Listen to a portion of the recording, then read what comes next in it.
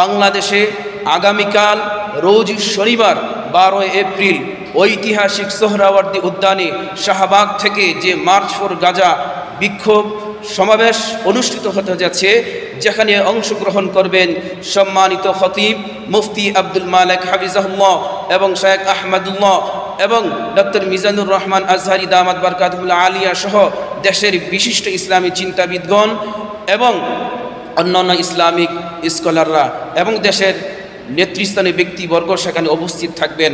অতএব আসুন আমরা মার্চ ফর গাজাকে সফল করি এবং ফিলিস্তিনিদের পাশে থাকি এবং বিশ্ববাসীকে আমরা জানিয়ে দেই যে বাংলার মুসলমান ফিলিস্তিনির মুক্তির জন্য ফিলিস্তিনিদের পাশে রয়েছে। তাদের জন্য আমরা আমাদের জান, আমাদের মাল, আমাদের জবান দ্বারা ফিলিস্তিনের পাশে রয়েছি এবং ইসরায়েল বাহিনীর বর্বরতার বিরুদ্ধে আমরা আছি। আসসালামু আলাইকুম রহমতুল্লাহ।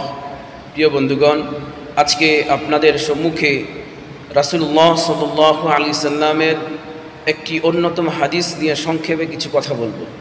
আল্লাহর হাবিব সাল্লাল্লাহু আলাইহি সাল্লাম তিনি বলেন, জাহিদুল মুশরিকিনা বিআমওয়ালিকুম ওয়া আনফুসিকুম ওয়া আলসিনাতিকুম।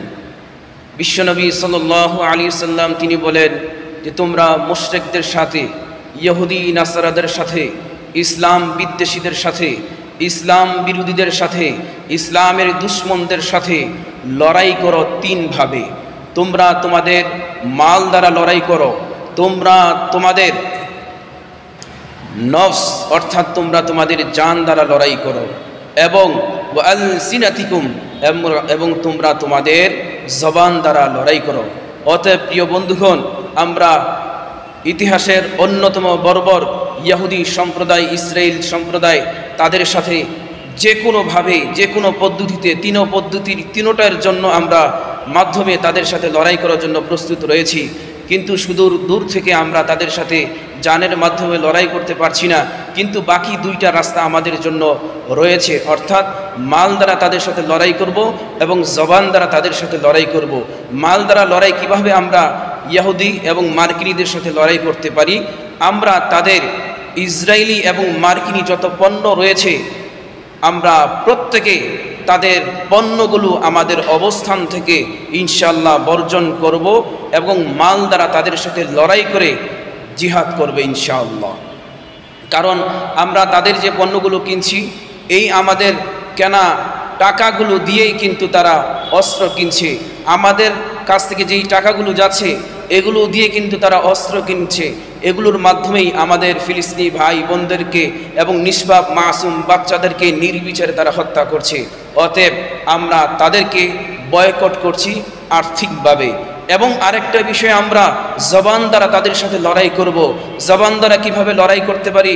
এর মধ্যে একটা পদ্ধতি হচ্ছে আমরা সবাই নিজের অবস্থান থেকে ইনশাআল্লাহ বলিষ্ঠ কণ্ঠে, বজ্র কণ্ঠে নাস্তিক, মুরতাদ, ইহুদি, নাসারা, বর্বর ইসরায়েল বাহিনীর বিরুদ্ধে ইনশাআল্লাহ আমরা আওয়াজ তুলব, প্রতিবাদ করব, প্রতিরোধ গড়ে তুলব ইনশাআল্লাহ।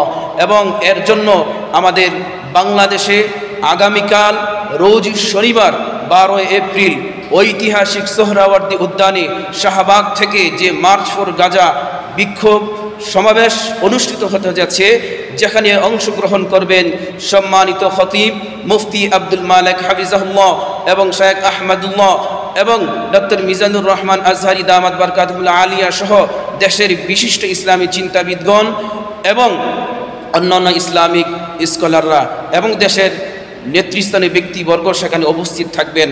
অতএব আসুন আমরা মার্চ ফর গাজাকে সফল করি এবং ফিলিস্তিনিদের পাশে থাকি এবং বিশ্ববাসীকে আমরা জানিয়ে দেই যে বাংলার মুসলমান ফিলিস্তিনির মুক্তির জন্য ফিলিস্তিনিদের পাশে রয়েছে। তাদের জন্য আমরা আমাদের জান, আমাদের মাল, আমাদের জবান দ্বারা ফিলিস্তিনের পাশে রয়েছি এবং ইসরায়েল বাহিনীর বর্বরতার বিরুদ্ধে আমরা আছি। অতএব আসুন আমরা মার্চ ফর গাজাকে সফল করি। ফিলিস্তিন জিন্দাবাদ, ফিলিস্তিন জিন্দাবাদ, ইসরায়েল বর্বরতা নিপাত যাক, ধ্বংস হোক। আসসালামু আলাইকুম ওয়া রাহমাতুল্লাহ।